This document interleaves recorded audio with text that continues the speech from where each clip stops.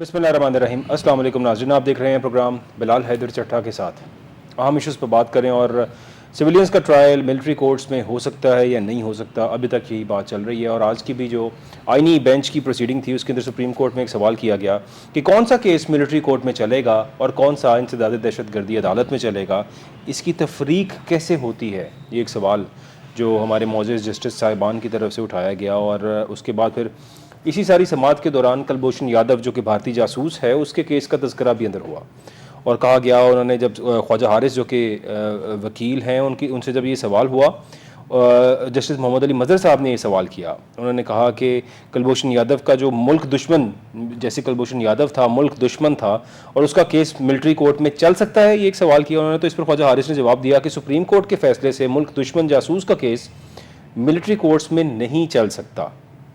ये भी साथ ही ख्वाजा हारिस साहब ने बताया। और इसके अलावा मज़ीद काफ़ी जो है इस पे बहस हुई और इस केस पे, लेकिन कल तक के लिए इसको मुलतवी किया गया है। आज तक की इस पे क्या अपडेट्स हैं और क्या इस पे गुफ्तगू हुई, हम कानूनी माहिरीन की थोड़ी सी इस पे राय भी जानेंगे। इसके अलावा आज का दिन जो है वो इमरान खान साहब से मुलाकात का दिन था और कहा जा रहा है कि आज के दिन उनकी मुलाकात थी और कोई मिलने नहीं आया, ऐसी खबरें भी कुछ सामने आ रही हैं। साथ ही अगर शेर अफजल मरवत साहब की बात की जाए तो उन्होंने कहा है कि जो मुज़ाकरात हैं इसकी अगली बैठक तक फ़रीक़ैन को तहम्मुल से काम लेना चाहिए।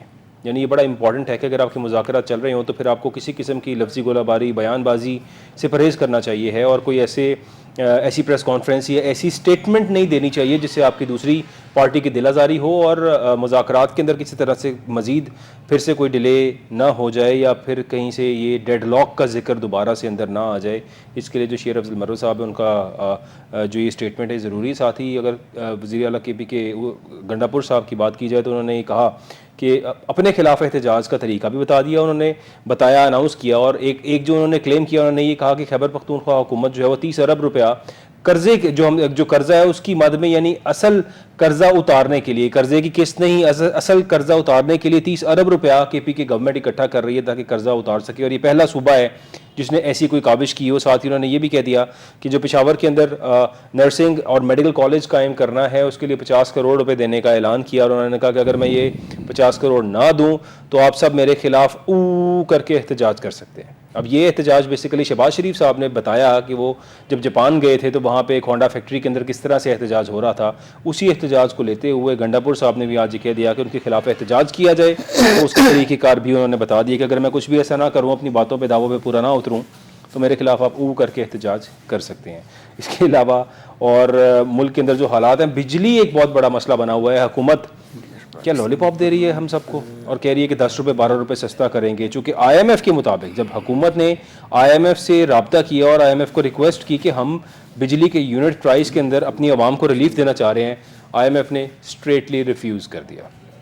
अब IMF ने कहा है, यानी IMF ने जो मुस्तरद कर दी है हुकूमती तजवीज़, इसके बाद हुकूमत क्या करेगी। जो हमारे मिनिस्टर हैं बिजली के अवैस लगारी साहब, वो तो आए और आके दोबारा से उन्होंने ये बात की कि हम कोशिश कर रहे हैं बिजली 10 से 12 रुपये फ़ी यूनिट सस्ती कर दें।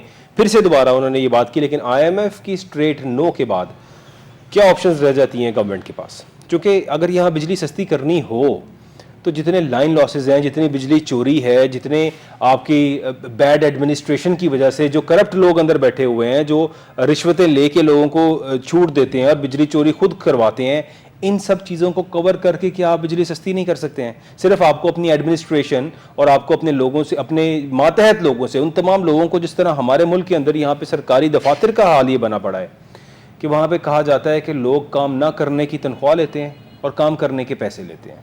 ये एक बिटर रियलिटी है पाकिस्तान के अंदर। और तकरीबन जिस मर्जी सरकारी इदारे में आप चले जाएं तो वहाँ पे आपको ऐसा ही कुछ हाल नज़र आएगा।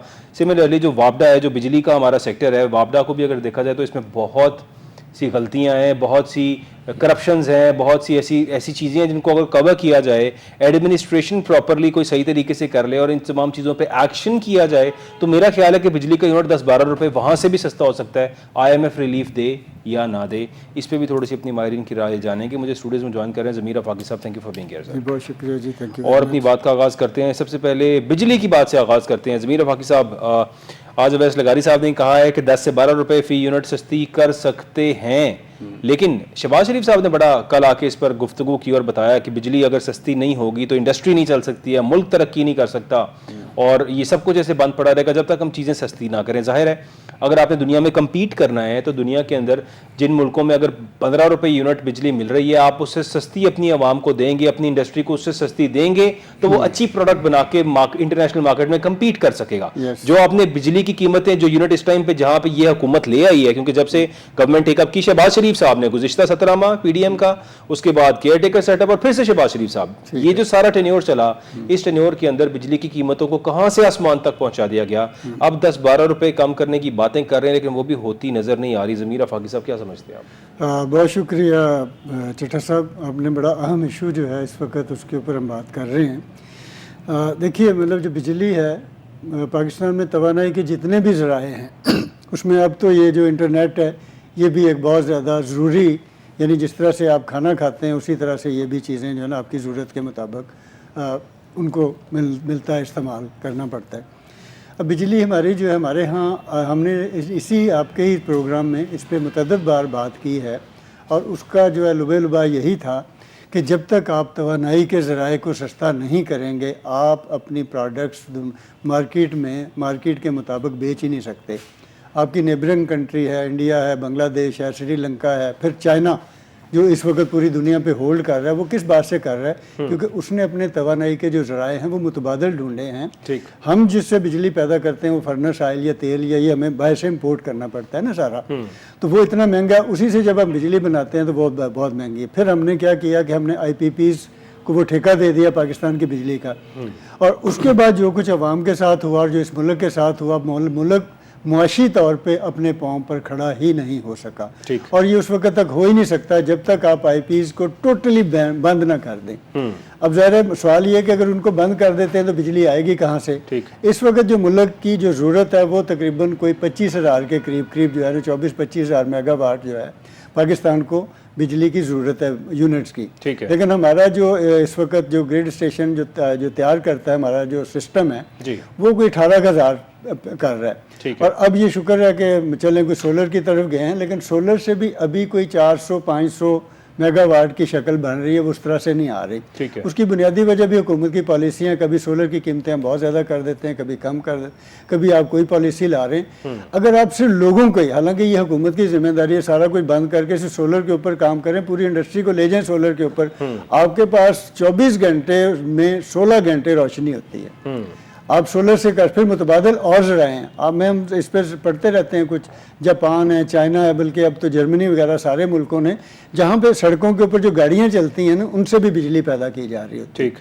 یہ حکومت کی ترجیحات میں پہلے نمبر پہ ہونا چاہیے. اگر شہباز شریف صاحب یہ فرما رہے ہیں اور وہ روزانہ کہیں نہ کہیں کسی ملک میں جاتے ہیں، ابھی وہ چائنا گئے تھے، تو ان ساروں کی اگر ترقی کو وہ دیکھ رہے ہیں اور وہ سمجھتے ہیں کہ ملک آگے نہیں بڑھ سکتا، تو پھر میرا خیال ہے کہ ان کو سب سے اہم اور پہلا جو کام ہے وہ یہی کرنا چاہیے کہ آپ اپنے توانائی کے ذرائع، نمبر 1 بجلی، نمبر 2 جو آپ کا انٹرنیٹ ہے، اس سے کسی صورت بھی کسی ایک سیکنڈ کے لیے بھی اس میں تعطل نہیں آنا چاہیے. تعطل نہیں آنا چاہیے انٹرنیٹ کی سپیڈ کے اندر کسی بھی صورت. لیکن یہاں پہ تو انٹرنیٹ کی سپیڈ چھوڑیں، یہاں پہ تو انٹرنیٹ ہی چلا گیا. ابھی تک جو سپیڈز آ رہی ہیں اور جتنا لیگ اور جتنی پرابلم آ رہی ہے، اب دیکھیں ہو کیا رہا ہے، یعنی اس ملک میں ہو کیا رہا ہے. یہاں پہ ڈیولپمنٹ کی بات کی جاتی ہے لیکن جو کچھ کیا جاتا ہے وہ اس کے برعکس ہوتا ہے. ڈیولپمنٹ کے لیے آئی ٹی کا دور ہے، اور اس آئی ٹی ہی پاکستان کو ترقی کی راہ پہ گامزن کر سکتا ہے. یہ آئی ٹی ایک ایسی چیز ہے جس انڈسٹری نے ان فیوچر بوم کرنا ہے، اور یہی وہ اینڈ ریزلٹ ہے جو ملک اس پر عمل درآمد کرے گا وہ ترقی کرے گا. ہم اس پر ترقی کرنے کی بجائے یہاں پہ فائر وال لگا دی گئی، یہاں پہ انٹرنیٹ کی بندش کر دی گئی، یہاں پہ تمام تر جو لوگ جو اس سے منسلک تھے ان کے کانٹریکٹس کینسل ہو کے انڈیا چلے گئے. ہمارے ہمسایہ ملک جسے ہم کہتے ہیں کہ ہمارا دشمن ملک ہے، ہمارا وہ کئی سے خیر خواہ نہیں ہے، ہم نے وہ کانٹریکٹس جو ڈیلیبریٹلی ان کی طرف بھجوا دیے، اور اس کا ہمیں پتا تھا کہ ہم اگر انٹرنیٹ کی سپیڈ سلو ڈاؤن کریں گے تو یہ سب کچھ ہوگا. اس کے باوجود we don't care for it. کیا سمجھتے ہیں آپ، یہ حکومت کی کوئی پرواہ نہیں ہے؟ اچھا دیکھیں، یہ بڑی ایک آپ نے بات کی انڈیا ہمارا دشمن ملک، دیکھیں یہ بیانیہ جو ہے نا چلتا ہے. سوری میں اس بات کو یہیں سے کنٹینیو کرتا ہوں. میر عثمان برکانی صاحب نے ہمیں جوائن کیا ہے، حلقہ PB 45 ہے، کوئٹہ سریاب سے، اور JUIF کے کینڈیڈیٹ ہیں. ایک بار پھر سے سپریم کورٹ کی ڈیسیجن کے بعد امیر عثمان صاحب کو دوبارہ وہاں سے پولنگ کا جو ہے وہ حکم ملا تھا کہ وہاں پہ پولنگ کرائی جائے گی، اور اس حلقے کے اندر دوبارہ سے الیکشنز ہوئے. الیکشنز ہونے کے بعد پھر سے فارم 45 جو ملا میر عثمان صاحب کے حق میں تھا، لیکن 45 کے بعد جو 47 ملا جس پہ ہمیں مولانا فضل الرحمان صاحب بھی بڑا گلا کرتے ہوئے نظر آئے، فارم 47 میں پھر سے ہار گئے میر عثمان پرکانی صاحب اور دوبارہ اس کینڈیڈیٹ کو جتا دیا گیا۔ میر عثمان صاحب آپ کو میری آواز آ رہی ہے؟ جی بالکل آ رہی ہے۔ کیا حال ہے میر صاحب، آپ خیریت سے ہیں؟ جی آپ خیریت سے؟ سر دوبارہ سے آپ کے حلقے کے اندر انتخابات ہوئے ہیں اور بظاہر ایسا لگ رہا تھا کیونکہ وہاں کا لوکل جو حلقہ ہے، جو ووٹرز ہیں وہ سب بھی آپ کی سپورٹ میں ہیں اور آپ نے وہاں بڑا ڈیولپمنٹ کے لیے کام بھی کیا، بڑا کچھ کیا، اس کے باوجود فارم 47 آپ پہ دوبارہ سے جو ہے مسلط کر دینا کیسا محسوس کر رہے ہیں میر صاحب؟ ہم نے یہ سمجھا تھا کہ اس مرتبہ یہ فارم 47 والا چیپٹر کلوز ہوں گے، وہ جنرل الیکشن میں جن کو استعمال کیا گیا ہم نے سمجھا کہ اس مرتبہ یہ نہیں ہوں گے۔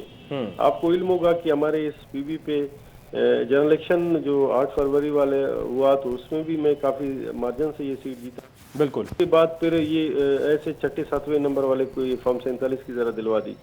پھر ہم نے الیکشن کمیشن، پھر الیکشن ٹریبونل، سپریم کورٹ کی کیس چلتا رہا۔ پھر الیکشن سے چند دن پہلے سپریم کورٹ کے ایک ڈیسیژن آگے، شاید آپ لوگوں نے دیکھا، تمام ٹی پہ چلی۔ اس میں یہ لکھا کہ 4912 ووٹ جیل سازی کے ذریعے فارم 45 کو چھیڑ چھاڑ کر کے انہوں نے ایسے طریقے سے ڈلوائی گئی۔ باقاعدہ طور پر بہت بڑے ٹی وی پہ چلا اور ججمنٹ ہمارے 25 صفحات پہ موجود ہے۔ ٹھیک۔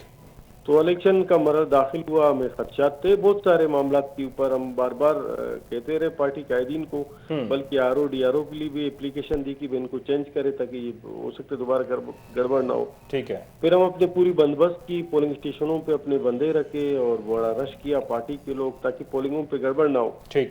سموتھلی تمام پولنگ بہت اچھی طریقے سے صبح 8 بجے شام 5 بجے چلتا رہا۔ ہمیں 3 بجے پتا چلا کہ ڈی سی آفس کے آس پاس وہاں پہ خاردار تارے اور کانٹینا لگا رہے ہیں۔ ٹھیک۔ تو ہم کیونکہ وہ اس پورا پروسیس میں کامران مرتضیٰ صاحب وہ باقاعدہ لیڈ کرتے تھے، وہ ان کی وائف بھی ریزرو سیٹ پہ ایم این اے ہیں، وہ بھی موجود تھی وہاں پہ۔ ٹھیک ہے۔ تو میں نے ان کو کہا اور ہمارے صوبہ امیر مولانا واسع صاحب ان کو کہا کہ اس طرح کی موومنٹ ہے وہیں پہ، یہ خدشہ ہے کچھ نہ کچھ وہ ہمارے ساتھ ہو نہ ہو، کیونکہ ہمارے ایم پیز بھی گراؤنڈ پہ تھا، اپوزیشن لیڈر ہمارے، میں نے ان کو بھی کہا۔ ٹھیک۔ جیسے پولنگ کلوز ہو گئے پھر رزلٹ آنا شروع ہو گئے، وہاں پتا چلا کہ کامران صاحب چلے گئے، وہ کہہ رہے ہمیں چھوڑ نہیں رہے۔ ایک ممتاز قانون دان، ایک بہت بڑی سینیٹر بھی ہیں، پارٹی کو لیڈ کرنے والے، وہ کہہ رہے چھوڑ نہیں رہے۔ مولانا واسع ہمارا سینیٹر ہے اور صوبائی امیر بھی ہیں، وہ بھی یہی کہہ رہے تھے۔ پھر مجھے کہا کہ آپ بھی آ جائیں۔ میں نے کچھ پولنگوں کے رزلٹ آنا شروع ہو گئے، جیسے ہماری گھر کی پولنگ ہے اس پہ میں نے 444 ووٹ لیے تھے، تو باقی پولنگوں سے رزلٹ آتے گئے، میں تقریباً ہمارے لیڈ جا کے 2000 کو پہنچا، تو یہ جن کو لانے کی کوشش میں تھے یہ 120 سے 125 پہ تھے۔ میں پارٹی کو بتا رہا تھا ان کا یہ پوزیشن ہے۔ وہاں پہ ہم پہنچے تو پھر ہم بڑی پولیس اتنی فورس منگائی تھی، خاردار تارے، 400-500 پولیس۔ میں نے ان کو کہا کہ بھائی میں کینڈیڈیٹ ہوں، ہمیں تو جانے دے۔ ہمارے پاس تمام فارم 45 بھی آگے موجود ہے ہمارے پاس، رزلٹ آتے گئے تو میں نے 2700 کے قریب ووٹ حاصل کیے انہی 15 پولنگ اسٹیشنوں پہ، باقی ہمارا 3000 کا پہلے سے لیڈ موجود تھا۔ ٹھیک ہے۔ تو میں کافی مارجن سے جیت گئے یہ سیٹ۔ تو پھر یہاں پہ روک رکھا تقریباً 11 بج گئے۔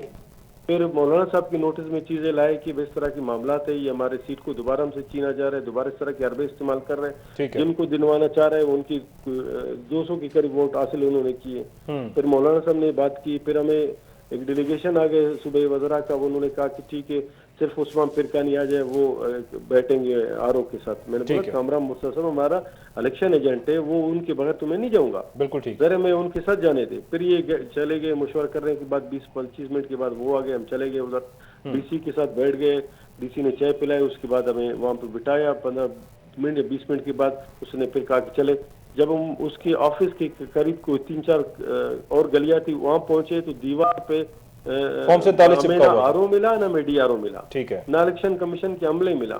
دیوار پہ انہوں نے چپکائی تھی فارم 47، ٹھیک ہے، اس کو ہم نے دیکھا، ان کی تصویریں لگی ہوئی تھی وہاں پہ، پوری گلی میں پولیس سے بھری ہوئی تھی گلی۔ تو ہمیں کہا کہ یہ آپ کی رزلٹ ہے۔ ہم نے کہا کہ یار یہ تو ہماری رزلٹ، یہ کیسے ہو سکتے ہیں؟ یعنی جو پہلے ہوا وہی دوبارہ آپ کے ساتھ ریپیٹ ہوا، even after the decision of supreme court اور سب کچھ سامنے آنے کے بعد۔ اب لائے عمل کیا بنایا آپ نے؟ نہ سپریم کورٹ کے ڈیسیژن کا پرواہ ہوا نہ اور کورٹس کا، انہوں نے اپنی مرضی کر کے انہوں نے فارم 47 لگا کہ ان کو 200 ووٹ والے کو 6600 ووٹ دلوا دی۔ تو اب کیا لائے عمل بنا رہے ہیں آپ مولانا صاحب, کیا کہہ رہے ہیں, مطلب کیا لائے عمل ہے آپ کا, کیونکہ میں نے کل دیکھ رہا تھا بہت احتجاج بھی ہو رہے تھے. اور ہم کل مولانا صاحب سے ملاقات کی, ان کو بہت سارے معاملات سے آگاہ کیا, بہت ساری چیزیں ان کے سامنے لائی کہ یہ معاملات ہے, ٹھیک ہے, ہمارے ساتھ دوسری دفعہ یہ ناانصافی ہو رہا ہے, ٹھیک, تو اس کو کیسے روکیں گے ظاہر, اس کو اگر ہم آپ پارٹی نہیں روکے گی تو یہ معاملہ تو ڈیسائیڈ ہوں گے لوگ. ہمارے وہاں پہ جو حالت خراب ہے, نوجوان ڈسارڈ ہے, بڑے ڈسارڈ ہے, بزرگ ڈسارڈ ہے, وہ تو یہ اس طرح کے الیکشن کرنے سے آپ کے بلوچستان کی حالت پہلے سے ٹھیک نہیں ہے, بالکل لوگوں کی مایوسی اور بڑھے گی. تو انہوں نے بہت ساری چیزیں ان کے سامنے لایا, انہوں نے پارٹی کی میٹنگ بھی بلائی, پھر بہت ساری چیزیں انہوں نے کر دی. انہوں نے کہا کسی کو بیانہ بنا کے ہم انشاءاللہ آگے چلیں گے, ٹھیک اور ہے, چھوڑیں گے نہیں. تو اب کیا آپ لوگ دھرنا دے رہے ہیں یا اب اس پہ مولانا صاحب کے ہمیں مطابق؟ آپ کو علم ہوگا کل ہمارے اورل بلوچستان تمام پورے بلوچستان کو ہماری جماعت نے احتجاجاً بند کیا, تمام جو ہمارے ڈسٹرکٹ سے بلوچستان کے سب کے سب احتجاجاً بند رہے, بالکل, تاکہ اپنے احتجاج ریکارڈ کیا, تاکہ بلوچستان کے لوگوں کو پتہ چلے, پاکستان کے لوگوں کو پتہ چلے کہ ظلم ذاتی ہو رہے, ان کو روکتام, ان کو روکا جائے. بالکل ٹھیک. تو اس طرح کی چیزیں مولانا صاحب کے نوٹس میں, آج ہم الیکشن کمیشن گئے, وہاں پہ بھی اپلیکیشن میں نے دائر کی, ہمارے پاس فارم 45 اوریجنل موجود ہے تمام کی تمام, اور اس طرح کی بس موجود ہوتے ہوئے بھی یہاں پہ 47 ہی جیتے گا اور 47 کی بات ہوگی. بہت شکریہ امیر عثمان صاحب ہمارے ساتھ موجود. کس طرح کی معاملہ چلیں گے, اس طرح کے تو نظام تو نہیں چل سکتے ہیں. اس طرح نظام تو میر صاحب جیسے چل رہا ہے ویسے چل ہی رہا ہے, اب سب باقی بھی بھگت رہے ہیں, میرا خیال آپ کو بھی تھوڑا سا بھگتنا پڑے گا. بہت شکریہ وقت دینے کا. امیر عثمان برقانی صاحب ہمارے ساتھ موجود تھے, اور حلقہ پی بی 45 اور جو کچھ وہاں پہ ہوا دوبارہ سے ان کے ساتھ, یعنی ایک کینڈیڈیٹ ایک دفعہ جیت کے ہارا, پھر دوبارہ جیت کے ہارا, سپریم کورٹ کی باقاعدہ انٹروین کرنے پر اور وہاں سے ڈیسیجن آنے پر, اور باقاعدہ کلیئرلی بتا دیا گیا کہ 4,500 ووٹ جو ہے وہ ناجائز ڈالے گئے, اور کہیں پہ اس کا ریکارڈ ہی نہیں ہے. فارم 45 سارے اس کے برعکس تھے. دوبارہ پولنگ کا فیصلہ ہوا, اور پولنگ کے دوبارہ فیصلے کے باوجود بھی پھر سے جیتے امیر عثمان برقانی, اور ان کو پھر سے ہرا دیا گیا فارم 47 کے اوپر. آغا باقر صاحب نے بھی ہمیں جوائن کیا, بہت شکریہ آغا صاحب جوائن کرنے کا. آغا صاحب تھوڑی سی بات, یہ حلقہ پی بی 45 سپریم کورٹ کی طرف سے ڈیسیجن آیا تھا, اسپیشل ارینجمنٹس کیے گئے, دوبارہ سے پورے حلقے کے اندر جو ہے وہ پولنگ ہوئی, اور اس کے بعد پھر سے یہ جیتنے کے بعد تمام فارم 45 پہ جیتنے کے بعد فارم 47 ملا انہیں, اور ان کے ہاتھ میں تھمایا گیا, اور ان سے قاضی رخصت لیں. کیا کہیں گے آپ اس پہ؟ سرپرائزنگلی پاکستان جو ابھی آپ بات کر رہے تھے, پاکستان میں جو الیکشنز ہیں یا پاکستان میں جو ہم جس کو پولیٹیکل سسٹم کہتے ہیں, اس کے اوپر بہت سارے سوالیہ نشان جو ہیں وہ اب بھی موجود ہیں. نہ صرف وہ سوالیہ نشان موجود ہیں, کوشش تو کی جانی چاہیے کہ وہ کم ہو, لیکن اس سے زیادہ یہ بڑھتے جا رہے ہیں. باوجود اس کے کہ اگر اس کا لیگل اسپیکٹ ایک طرف رکھیں, اب فارم 45 اور فارم 47 جو ہے, it has become a joke, and it reflects کہ آپ کا اس وقت جو ڈیموکریٹک سسٹم ہے وہ وہاں کس حد تک اس کو ریفلیکٹ کرتا ہے. المیہ یہ ہے کہ کیا یہ بات اب ڈٹرمن یہ ہونا ہے کہ جو پہلے والا الیکشن تھا وہ ٹھیک تھا, یا اب یہ الیکشن ٹھیک ہے. ابھی ایک طرف پروٹیسٹ ہوتا ہے 45 کے خلاف, جو کل جیتے ہوئے تھے 45 پہ, اور ان کے پاس 47 موجود تھا. اب وہ چیزیں شاید کسی طرف کو ریورسل کی طرف آ رہی ہیں, شاید کچھ حالات ایسے جو ہیں پولیٹیکل جو ہے نیشنل اور انٹرنیشنل جو ہیں وہ ہو رہے ہیں. اب کچھ ایسی جو انڈیکیشنز جو ہیں وہ آ رہی ہیں, وہ ڈیفرنٹ ہو رہی ہیں. تمام پولیٹیکل پارٹیز جو ہیں وہ کچھ اور کلیم کر رہی ہیں. اس کا مطلب یہ ہے کہ آپ کے سامنے آنے والے وقت میں کچھ میں سمجھتا ہوں کہ جو تبدیلیاں ایکسپیکٹ کی جا سکتی ہیں, شاید یہ ان کی طرف بھی ایک انڈیا موجود ہے. اب اس کو کون ڈٹرمن کرے گا کہ پہلے والے الیکشن جو وہ ٹھیک تھے یا یہ ٹھیک تھے. ٹھیک ہے, کریڈیبلٹی بیسیکلی ہم سسٹم میں کریڈیبلٹی لوز کر چکے ہیں. آپ ووٹر کی بات کریں, ووٹر خود جو ہے ایک حد تک جو ہے ووٹر تو وہاں گھر سے باہر نہیں نکلا, اگر نکلتا ہے تو اس کو پتہ نہیں اس کے ووٹ کا کیا بنے گا. ٹھیک ہے, even a main in the street نوز کہ کس طرح سے جو ہے وہ ہمارے الیکشن جو ہیں ان کو, آج کی بات نہیں ہے, اب تو اس طرح سے. اور ایک وقت تھا کہ لوگ دھاندلی جو ہے یا ریگنگ جو ہے اس کے اوپر شاید کسی حد تک شرمندگی یا معذرت یا کچھ چیز محسوس کرتے تھے. اب تو ٹیکنیکلٹیز اس طرح سے آ چکی ہیں, اور اس کے اوپر وہ رند بخشے گئے قیامت میں, شے کہتا رہا حساب. اب اتنی دیر میں ٹنیور پورے ہو جاتے ہیں. پہلے پنچرز کی بات تھی, پھر پنچر سے آگے بات بڑھی, پھر فارم 40 آیا, فارم 47 آیا. اب عام آدمی کو یہ پتہ نہیں تھا کہ فارم 45 فارم 47 کیا ہوتے ہیں. बेसिकली जो क्वेश्चन है वो क्रेडिबिलिटी है। आपका आइन जो है वो बड़ा वाज़े तौर पे ये डिक्लेयर करता है कि there shall be election commission, जो उसको इलेक्शन जो हैं fair and free election conduct करवाने के लिए एक इंडिपेंडेंट अदारा जो है वो मौजूद होगा। ठीक है। अब बात मान लें जिस तरह से मीर साहब जो है वो बात कर रहे थे, अब तो ऑब्वियसली वो हालात का मातम था, मुलाकात कहाँ थी, वो हुसन की देवी में पहली सी वो बात कहाँ थी, हालात का मातम था, मुलाकात कहाँ थी। ठीक। अब आप देखें ये हालात जो हैं वो मुलाकात नहीं है, ये बात नहीं है, ये अपने हालात की बात जो है वो कर रहे हैं। ठीक भाई अब अगर उस पर देखें, आप 2018 में देखें तो आपके हालात क्या थे, आप उससे पहले 2013 में देखें आपके हालात क्या थे। अल्टीमेटली पाकिस्तान की तारीख से शुरू होते जाएं तो आपको नज़र आ जाएगा कि आपके जो पॉलिटिकल सिस्टम्स हैं, आपके जो इंस्टीट्यूशंस हैं, वो उस पर क्या क्रेडिबिलिटी है। जब आपकी वो क्रेडिबिलिटी नहीं होगी तो आपके जो इंस्टीट्यूशंस हैं वो कैसे मजबूत होंगे। अब जब आपके इंस्टीट्यूशंस मजबूत नहीं होंगे, मसलन आप कहें कि आपको चीफ इलेक्शन कमीशन या इलेक्शन कमीशन जो है that is the soul department और institution in Pakistan to conduct fair and free election, right. अगर जब वो इलेक्शंस आपके होंगे तो कैपेबल लोग कहाँ से आएंगे। इसका मतलब ये है कि जब आपके पास कैपेबल लोग नहीं आएंगे तो जो जमहूरियत के सम्राट हैं, जो एक अच्छी लीडरशिप की वजह से आ सकते हैं, वो वहाँ पर आप आम आदमी तक वो नहीं पहुँच पाएंगे। इसका मतलब है जिसको आप कहते हैं कि पाकिस्तान को चलें जी लूली लंगड़ी जमहूरियत जो है वो भी फिर बेहतर है, मैं ये नहीं कहता कि आप किसी और एक्सट्रीम की तरफ चले जाएं, लेकिन कौन होगा जो इस सिस्टम को कम से कम जो है, वो कहते हैं कि मैं बड़ी फ्रस्ट्रेशन है, हम बुलाएंगे, हम बैठेंगे, हमने मीटिंग्स बुलाई हैं। अब मैंने जैसे बात की कि 2018 बहुत सारे ऐसे क्वेश्चंस थे, आपको became talk of the town, right. इतनी जग हंसाई हुई। आप अंदाज़ा लगाएं कि बहुत सारी इन्फेक्शंस जो हैं, जो पॉलिटिकल इन्फेक्शंस हैं, जो पाकिस्तान में पॉलिटिकल इन्फेक्शंस हैं, वो अब तो बेसिकली यहाँ से एक्सपोर्ट हो रही हैं। यानी अब वहाँ पे जो कैसे होते हैं कि जब ट्रंप के इलेक्शन की बात हुई, ठीक। हालांकि ट्रंप जो है ऑब्वियसली वो तो हम समझते हैं कि ट्रंप ने बहुत सारे इदारों को वहाँ पे डिफीट किया, बिल्कुल, और उसने ओवरवेलम किया, पूरी डीप स्टेट को डिफीट किया सर। That's it. अब वहाँ पे जो है वो बात चलना शुरू हुई कि जी फॉर्म 45, 47, इसका मतलब है कि ये चीज़ें जो है वहाँ से पाकिस्तान से इम्पोर्ट हुई हैं। वहाँ पे ये ऑप्शन नहीं थी, वहाँ यही कहा जा रहा था अगर वहाँ फॉर्म 47 की ऑप्शन होती तो शायद ट्रंप भी ना आ सकते। तो बेसिकली जो मैं समझता हूँ कि जो सवालिया निशानात और जग हंसाई है, आप इसको छोड़ दें और कितने सारे बहुत सारे ऐसे सिस्टम जो हैं। अब मुझे बताएं, आम आदमी सवाल करता है जब आपको एक चीज़ नज़र आती है, आप कोई सर्वे करवा लें। अच्छा, अब आपके पास बेशुमार ऐसे जो सर्वे करने वाली जो NGOs हैं, आप उनसे जिस किस्म का सर्वे जो है वो लिखवा लें जी। और अल्टीमेटली वही सर्वे जो है जिसकी बात यहाँ जिस इलाके से बात हो रही है, आप वहाँ पे देखें उनका सर्वे पहले क्या था, उनकी रिपोर्ट क्या थी, अब जो है उनकी रिपोर्ट क्या होगी।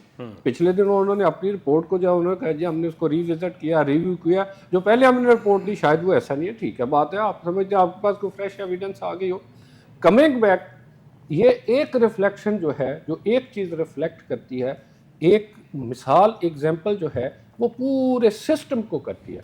आपके बेशुमार और इलेक्शंस हैं, मसलन जैसे मैं अभी हम बात करते हैं वो क्लार्क इलेक्शंस हैं, और बेशुमार ऐसे जो हैं यूनियन जो हैं उसके इलेक्शंस हैं। पहले कुछ ना कुछ उनमें इन्फेक्शन इतनी नहीं थी, अब वो सिस्टम जो है वो आपका टॉप जो है वहाँ से बहुत सारी चीज़ें क्रीप अप करके वहाँ पे भी मौजूद हो रही हैं।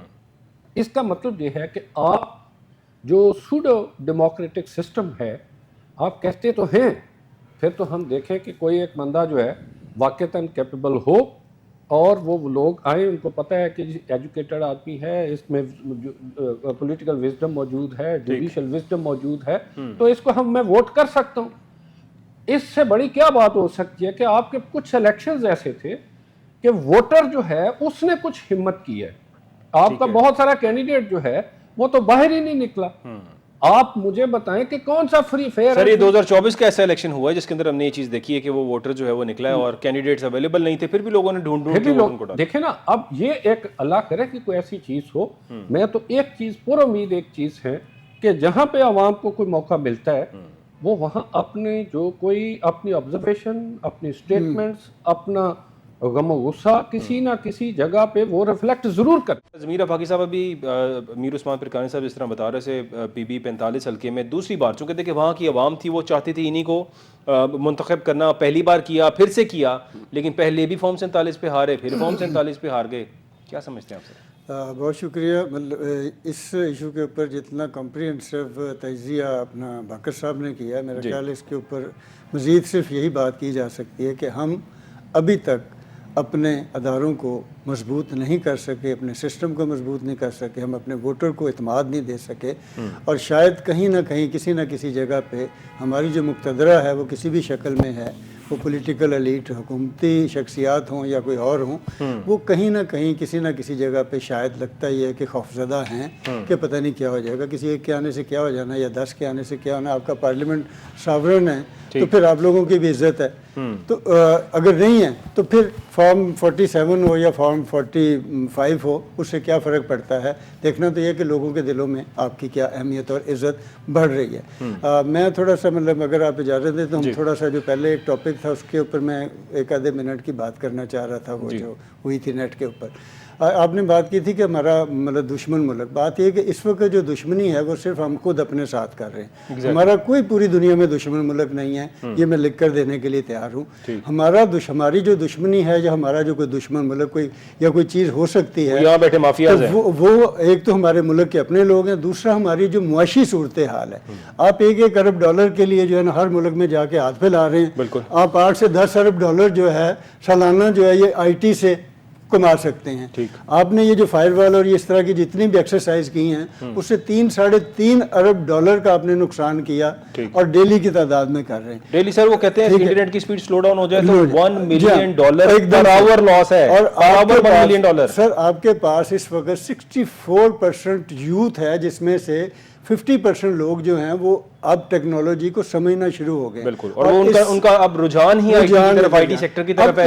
ایسے میں انٹرنیٹ نہیں ملے گا تو کہاں جائیں گے؟ آپ ان کو پازیٹیو لائیں، ان کو کام کرنے دیں. ایک طرف ہماری بی بی مریم نواز جو ہے وہ آئی ٹی ہب یا آئی ٹی سٹی بنانے جا رہی ہیں، لیکن یہ ساری سٹی کیسے چلے گی؟ آئی ٹی سٹی میں بھی انٹرنیٹ آئے گا، اگر انٹرنیٹ ہوگا. دوسری بات یہ ہے کہ اب میرا خیال ہے کہ ان لوگوں کو ان چیزوں سے تھوڑا سا رجوع کرنا چاہیے. آئندہ آنے والے چند سالوں میں، مطلب دنیا میں تو یہ اگلے شاید 6 مہینے یا سال میں ہو جائے، پاکستان میں 2-4 سال کے بعد ہوگا. یہ انٹرنیٹ آپ کے ہاتھ سے نکل جائے گا. اب یہ سیٹلائٹ اور اوپر فضاؤں ہواؤں سے آپ کے پاس ایک یہ فون ہونا چاہیے، آپ کو ملے گا، اور اس سے زیادہ وہ تیز رفتار ہوگی. اس وقت آپ کیا کریں گے؟ تو آج ہی اپنے معاملات کو جو ہے انہیں چاہیے کہ بہتر کریں. آپ کا نیبرنگ کنٹری جتنی بھی ہے وہ یہ ان کی بہت بڑی انڈسٹری بن چکی ہے، اور اس سے وہ پیسے کما رہے ہیں. بالکل کما رہے ہیں. اور پاکستان کو بھی چاہیے کہ بڑا تیزی سے اور یہاں پہ نعرے اور دعوے کرنے کی بجائے آئی ٹی سٹیز بنانے کی بجائے انٹرنیٹ کی سپیڈ کو ٹھیک کریں. آپ کو آئی ٹی سٹی بنانے کی ضرورت نہیں پڑے گی، لوگ خود بنا لیں گے، لوگ خود سے کما کے بنا لیں گے. دیکھیں 3 چیزیں ہماری توانائی میں کیا یوز ہوتا ہے جناب. ایک پیٹرول جس سے ہماری گاڑی چلتی ہے، ایک ہماری جو اس وقت انٹرنیٹ ہے جس سے ہم دنیا بھر کے ساتھ رابطے میں ہیں، تیسری ہمارے جو بجلی ہے جس سے ہمارے گھر اور ہماری انڈسٹری چلتی ہے. ان تینوں کو اگر زیرو پہ نہیں لا سکتے تو کم سے کم اس کو 50% نیچے لے آئیں. آقا باقر صاحب کیا سمجھتے ہیں آپ سر؟ انٹرنیٹ کی سپیڈ، انٹرنیٹ کا مسئلہ ہے، آپ میں ہم سب پریشان ہیں. انٹرنیٹ اس دور میں رہتے ہوئے جبکہ سپیڈ کو 5G سے 6G پہ جانے کی دنیا سوچ رہی ہے، ہم لوگ تو 2G پہ آئے بیٹھے ہیں، اور مطلب 2G بھی رو کے ملتا ہے. آخر کیا ہو رہا ہے یہاں پہ سر؟ دیکھیں یہ ایک بہت اہم فاقی صاحب نے بہت ایک اہم نقطہ جو ہے وہ اٹھایا ہے. بنیادی طور پہ اب آپ یہ دیکھیں کہ ابھی پیچھے تھوڑا عرصہ پہلے کچھ لیجسلیشنز ہوئی ہیں جی، جس کے اوپر بڑا اٹیک یہ سمجھا جا رہا تھا کہ شاید سب سے بڑا اٹیک جو وہ جرنلسٹ یا میس کمیونیکیشن یا اس کے اوپر ہے. ٹھیک. اور کچھ چیزوں کو کسی نام کے اوپر کنٹرول کرنے کی کوشش کی جا رہی ہے. انفارمیشن جو ہے، رائٹ ٹو انفارمیشن، بنیادی طور پہ article 19A of the constitution of Pakistan, it is fundamental right of every citizen of Pakistan. اب آپ جب ایک بات کرتے ہیں، چلیں ہم ایک طرف رکھ لیتے ہیں کہ انٹرنیٹ کی جو ایلمنٹس ہیں اس کو ایک طرف رکھ لیں، لیکن اس نے ریولوشنرائز کتنا کیا آپ کے سسٹم کو، اس کو دیکھ لیں. ٹھیک. آپ صرف یہ بات نہیں ہے کہ اس کے اوپر آپ وہ اس کا کسی کا گلا دبا رہے ہیں سو دیٹ مطلب کوئی نہ سر اٹھا کے چلے، چلی ہے رسم کے کوئی نہ سر اٹھا کے چلے۔ اب جب اگر آپ اس طرح سے بات کرتے ہیں، آپ فنڈامنٹل رائٹس کے اوپر ضرور کریں، یہ بات ٹھیک ہے کہ میری چھڑی وہاں تک گھومنی چاہیے جہاں تک آپ کی ناک شروع نہ ہو، لیکن بھائی یہ تو دیکھو کہ آپ تو میری چھڑی کو وہیں پہ گم کر رہے ہیں۔ اب یہاں تک جو ہے مطلب اٹ بیکیم اے موکری کہ کسی ایک لیڈر، پولیٹیکل لیڈر کے نام پہ کہا گیا کہ سمندر میں وہ جو وائرز ہوتی ہیں جو ہمارے پاس انٹرنیٹ لے کے آتی ہیں وہ شارک کاٹ اس کو شارک کاٹ لیتی ہیں۔ مطلب اس سے بڑی کسی سوسائٹی کے اوپر کیا المیہ ہو سکتا ہے؟ سر کچھ میم بنی ہوئی ہے، شارک نے بھی آگے معافی مانگی، میرا کوئی کام ایسا نہیں ہے جو کہ تنہا نے آپ کی طرح ہو سکتا ہے لیجسلیشن وہاں پہ پہنچ گئی ہو، اس کو بھی اریسٹ کر، بٹ سنجیدہ اگر ہم بات کریں اکراس دا بارڈر، آپ کو وہاں ان کے سسٹم دیکھ لیں، آپ ان کی ایجوکیشن دیکھ لیں، آپ ان کی اکانومی دیکھ لیں، آپ ان کے پولیٹیکل سسٹمز کو دیکھ لیں، کیوں what so ever it is, آپ کے 5 سال جو ہے یہ سب کو پتہ ہے کہ once he is there کوئی ڈیریلمنٹ نہیں ہوگی، کوئی انٹرونشن نہیں ہوگی، لیٹ them do it۔ اور آپ نے انڈین میڈیا جو ہے خاص طور پہ ان کی جو فلم انڈسٹری ہے، آپ اس پہ دیکھیں کہ کس طرح سے کویسچن اٹھتے ہیں، ٹھیک، اور کس طرح سے اس کو ہٹ کیا جاتا ہے اس سسٹم کو، ادھر اٹھا ہی لیا جاتا۔ آپ کے 3 سسٹم جو ہیں، آپ سب سے پہلے آپ کا جو پارلیمنٹ ہے، پارلیمنٹ کہتا ہے کہ supremacy of parliament, supremacy of parliament میں آپ کیا کرتے ہیں 26ویں آئینی ترمیم لے کے آتے ہیں، آپ کہتے ہیں سپریمیسی آف بھائی in the name of supremacy of parliament,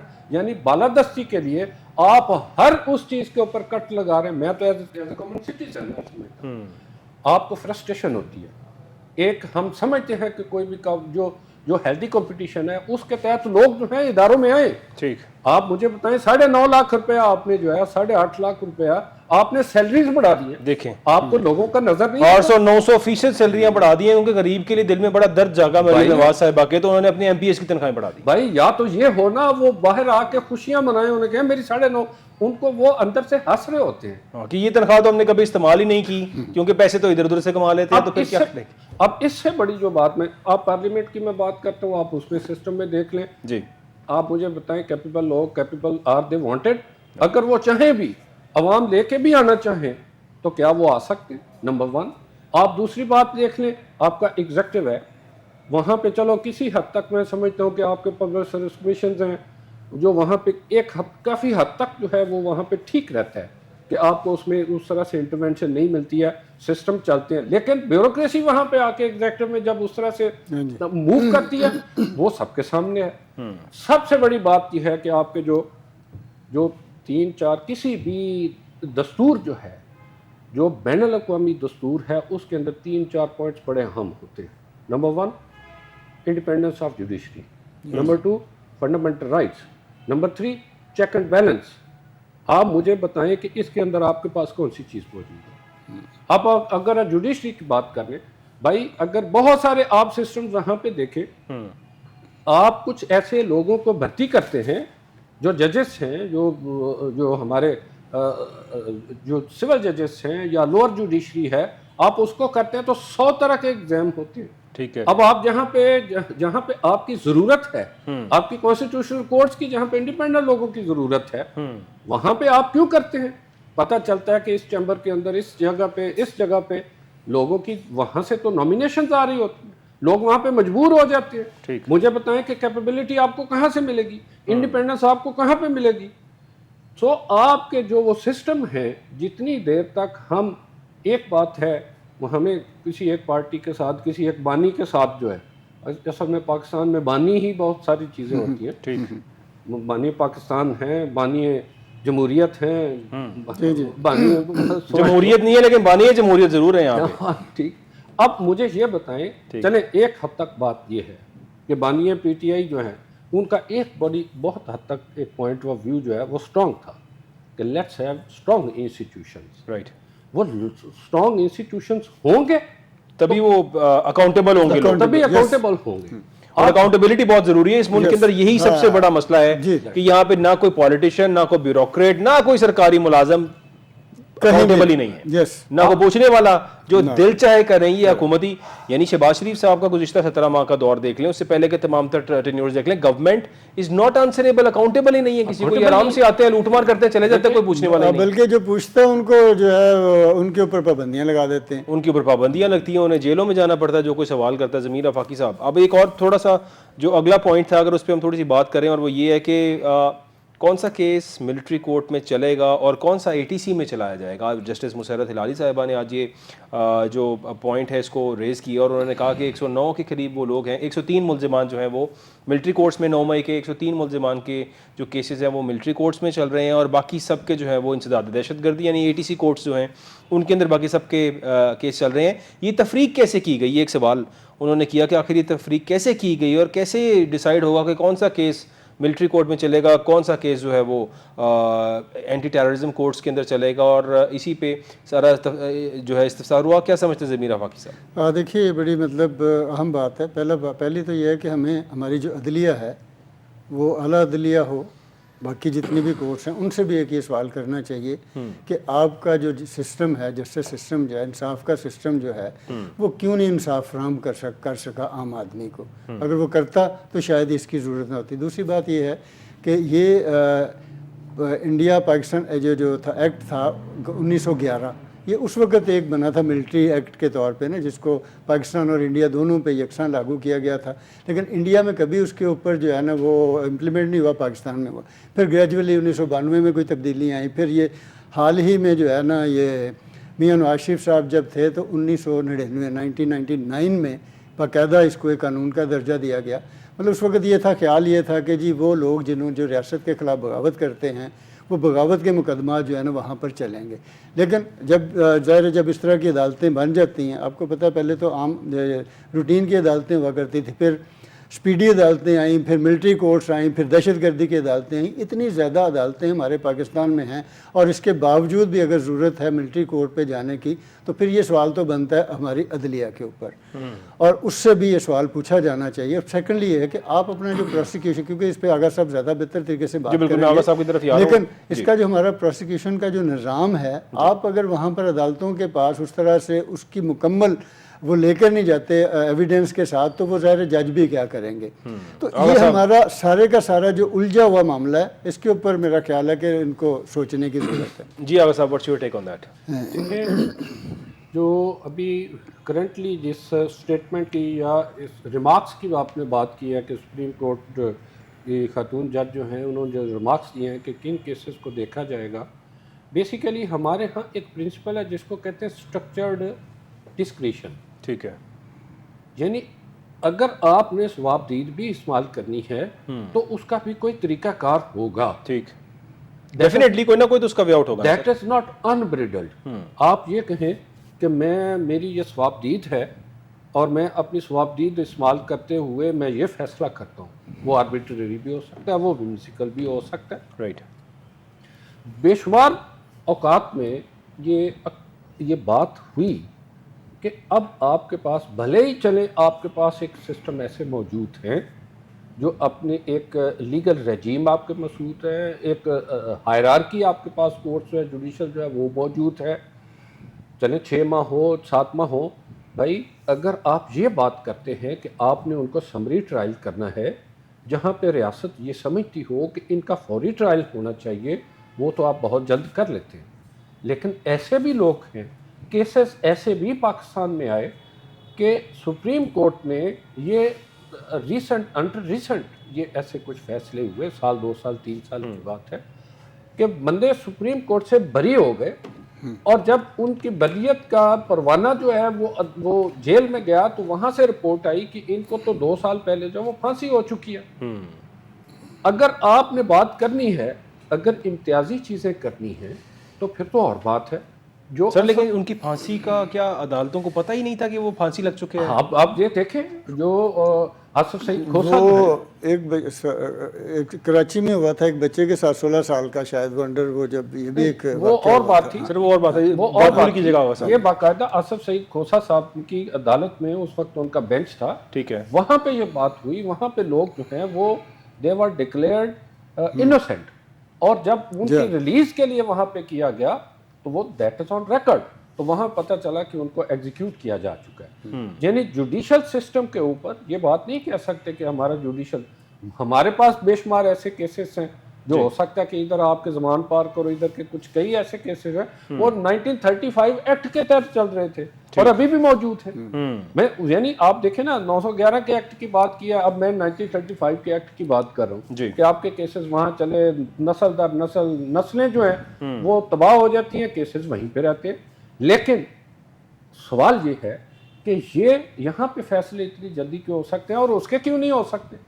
اس کا مطلب یہ ہے کہ آپ کے پاس وہ کوئی سٹرکچرڈ اس طرح سے سسٹم موجود نہیں ہے.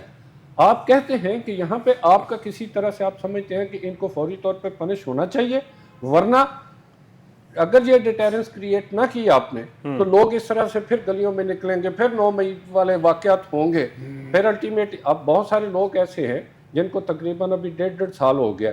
اب 1.5 سال وہ پہلے ہی جو ہے وہ حوالات میں تھے یا انڈر کسٹڈی تھے, جوڈیشل لاک اپ میں تھے, 2 سال کی ان کو سزا بھی لی ہے. اب ان سے میسی پٹیشن بھی آ گئی ہے, چلیں میسی پٹیشن آ گئی, آپ نے 2 سال ان کی سزا پوری ہونے والی اور نہیں تو 2-3 ماہ میں ادروائز بھی انہوں نے ہو جانا. اور آپ نے کہا انہوں نے معافی مانگی ہے تو ہم نے چھوڑ دیا, تو ہم نے میسی پٹیشن ہوئی یا معافی مانگی, ہم نے ان کو معاف بھی کر دیا.